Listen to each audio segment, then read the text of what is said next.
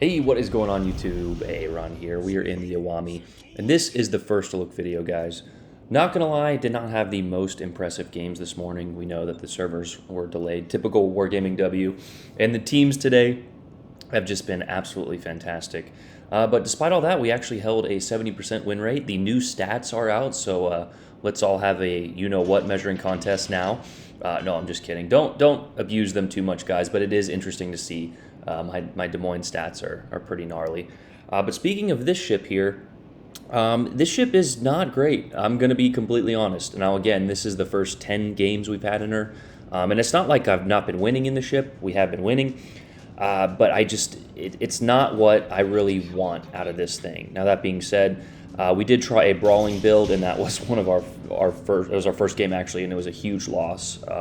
So you can try to brawl in this thing. I don't think that will be the best build, honestly. Now, Blip did say not build into a sniper build, but we did. And we actually got a few fantastic salvos. I will throw one of them up on the screen now. We caught a Carnot coming out of the water here. He gave us his broadside, lifted that Citadel up, and, well, good night, thanks for playing. In this game, we did get a few decent salvos, a few close torpedo hits. The torpedoes are nice, but they are on the back of the ship there, and similar to the Odin and a few others with the torpedoes on the back, the angles are a little bit rough. But if you throw them out long here and get lucky with a few of them, you might be able to influence the game with a good, nice, kind of random torpedo hit. Torpedoes aside, if you notice the guns there, we got a nice broadside Palmer, a beautiful hit there. Only 50% accuracy, and I'm going to be honest, if you looked at my stats at the beginning, the accuracy in this thing is not great. We have gotten some accurate salvos, like we mentioned, a few dev strikes, but I just need a little bit more out of this ship in order to make it really viable for me. As always, like I said, I think you should get the campaign, but do not buy this one out by any regards. But regardless of that, we get another broadside salvo, and we didn't lead it quite that well, put a few of those into the gun there and got the incapacitation. And here we have a broadside Yamato. Now, as I mentioned, update day teams were pretty fantastic, and here comes this gearing for absolutely no reason. Despite our Shima not getting the cap, our Shima is still alive, so there should be no reason for the gearing to be over here. But regardless, we don't really have that much time to worry about that. We get a nice superstructure hit or an average superstructure hit. And we probably could get one more of that, but continually shooting AP at a bow tanking superstructure is a surefire way to get yourself farmed, as the Yamato gets a nice hit on us. The armor on the ship is decent. It's fairly tanky. You've got 80,000 health. So like I said, an overall package, it's an average ship. Nothing to... It's nothing to write home about, but it's nothing to avoid either. If this ship is opposite you, you need to give it a little attention at least. Accurate guns, tanky armor is always a problem. You couple that with torpedoes, half-decent secondaries, and you've got yourself a problem if a decent player is in the ship. But we went ahead and switched to HE here, and again, I'm just shaking my head. Like I remember when I was playing this game, I'm like, what is this guy doing? But that was kind of our teams today. We actually have two battleships behind that island there in the middle, and then one cruiser kind of deep on B. No idea what our team is doing, but if you'll notice, we have a Shima Kaze to our right, so if that Shima gets behind us, that could be a dangerous position, but we are undetected here. With the concealment module, this thing does get down to, 13.6, so good detection there to get in and out of these situations. It does not have a great top speed, nor does it have a really fast rudder, so you need to be very careful when doing, positions and maneuvers like this, but we got a fire on that Yamato, and as I was mentioning earlier, if you have a bow-tanking ship, use the HE, even on this thing. The only thing I really wouldn't use the HE on is maybe the Yamato. And again, it's situation-specific, but refusal to switch to HE by some battleship players is just ignorant because I guess they don't know what they're doing. But make sure you are, choosing the appropriate ammo type. Now, sometimes you will miss that broadside, and that did happen to me once, but the damage you're going to be getting from the HE in this situation is far greater than the one or two salvos you're going to get on superstructure. But we are checking out the different ships that we can shoot, and we actually get a double fire. The Yamato puts that out, so we're going to wait for his damage con to go down. And, we have this timer in our head, right? 10 seconds as we take another kind of broadside shot, but we're not broadside. Some people who don't understand the game think that's full broadside, and it's not. Even that slight angle is going to prevent you from getting citadeled. And speaking of angles, these guns actually have some pretty favorable kiting angles and forward angles, if we're being honest. And there's the permanent fire. So we've got about 20 or 30k from fires in this game, which is far more than we would have done with AP to a bow tanking Yamato. Some people just sit like our 2 ships here behind the rock, sit and just bow tank and bow tank and bow tank. And while giving up broadside is not a good, solution either, switching positions, choosing ammo, the appropriate ammo type is going to be far more favorable for the overall outcome of your input into the game, if that makes sense. We have a double fire now in that Yamato, and that is far more damage, as I've said for the 3rd time now, than we would have gotten with the AP. So make sure you guys are using, appropriate ammo types.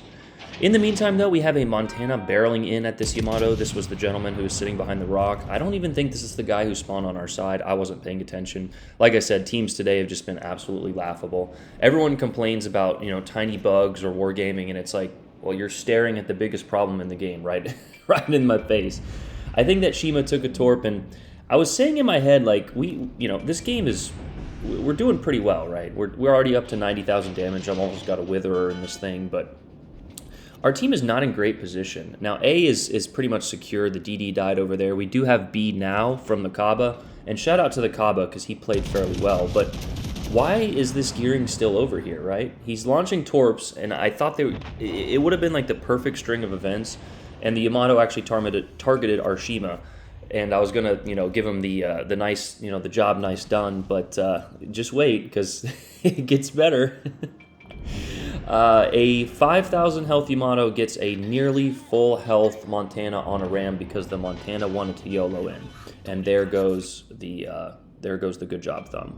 Not sure what these guys are doing, but it allowed me to get a little bit more damage, so thank you.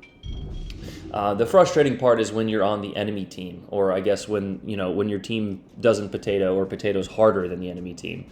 But in the meantime, we still have a bunch of ships to worry about. That Shima is probably behind us. We are, detected here inside of our ring of concealment, as you can see. The little golden ring is our concealment ring, so we do know that a ship, most likely a destroyer, is in that. And we're guessing it's from behind because this island is to our right here. And we do have a Kronstadt and a Yamato out here, so we don't want to give up too much broadside, but we have to in order to avoid getting massively focused by them and to support this gearing on the inside of the cap here, who has once again smoked up to farm a Palmer, which I don't know if it's going to be in his concealment for a majority of the time. But regardless of that, we actually get a little bit saved by concealment, and that is when the Shima pops up. So we know that he's launching torps, so we want to straighten out our ship. We also pop our reload booster there, our secondary consumable for that. You do have decent secondaries, but like I said, they're nothing like the Ruprecht or the Schlieffen. So don't even, if you want to spec into secondaries and waste your time, go ahead. But the Shima blows his load way too early, as I usually do in most situations.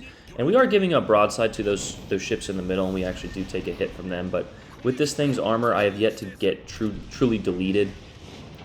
So, in this situation, it's far better to turn into torpedoes and give broadside to ships, as ships can overpen you. Torpedoes never overpen. So, especially Shima torps. We get a beautiful salvo on that Shima. It says penetrations, but the only thing you will ever do with guns over 280, I think, is overpen damage, so 10%. The Kaba actually takes that kill on the Shima there, so no kill for us, but we got him off the board, and now this is a secure victory.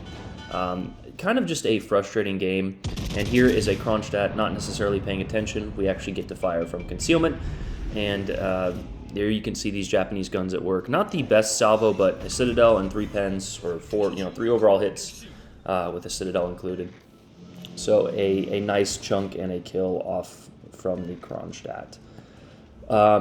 Like we talked about when I was looking at this ship ahead of time, similar to the Georgia and a few other ships with only 8 guns, or the Champagne or the Georgia with only 6, it seems a lot less accurate because of the number of shells. Like we said, the Kansas and the Minnesota seem far more accurate, and the Kansas and the Minnesota are accurate, but ships with more shells seem more accurate to most people because there's just more numbers by volume.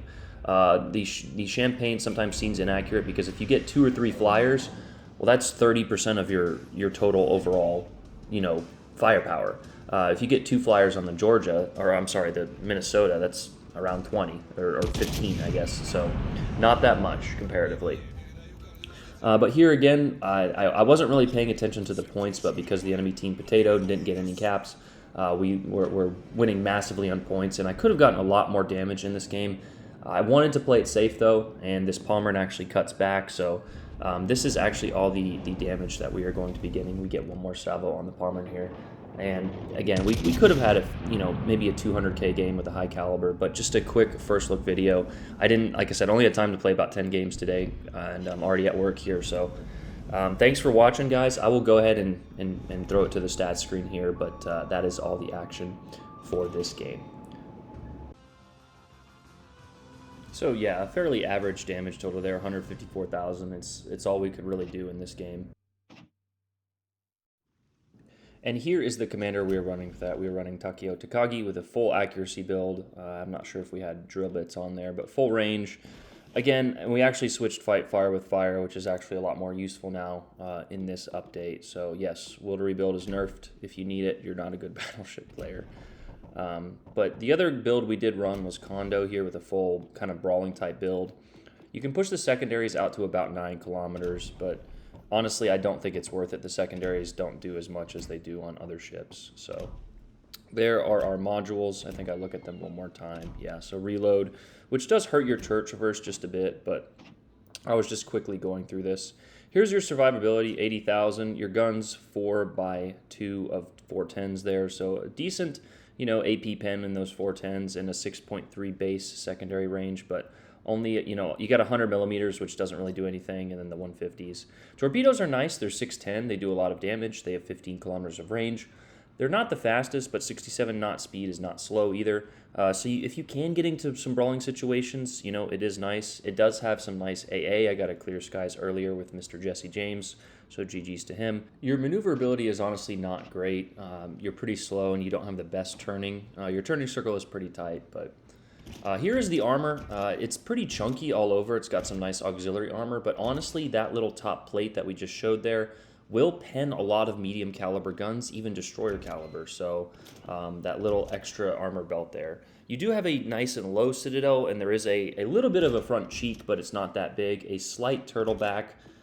So like I said, you are fairly protected. I did see one Wallet Warrior get deleted, but we were yet to get yeeted ourselves. But that is the first look, guys. I'm gonna try and get a much better game for you guys, but just wanted to throw this video out just so you guys could see the ship and a quick gameplay from it. So thanks for watching, guys. AA run out. Peace.